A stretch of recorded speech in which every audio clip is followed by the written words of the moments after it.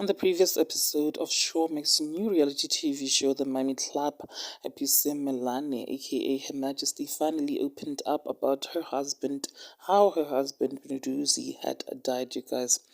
Happy Her Majesty shared that her husband Mduduzi unfortunately died through an accident.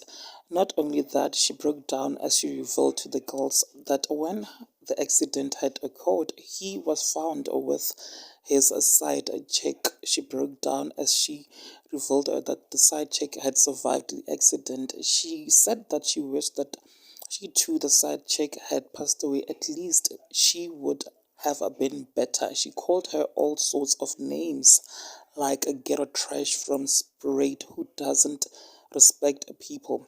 Now, people have been interested in knowing more about the side chick's identity. Well, her picture has been leaked on social media, and her name is reportedly Ziyanda. And this is the lady in question who was in the car the day or night that Nduduzi was in when he had the accident, and she survived, you guys. Anyways, you guys, please do leave your comments. Also, like, share, and subscribe to this video so that you do not miss out whenever I upload a video. Thank you so much for watching. Goodbye.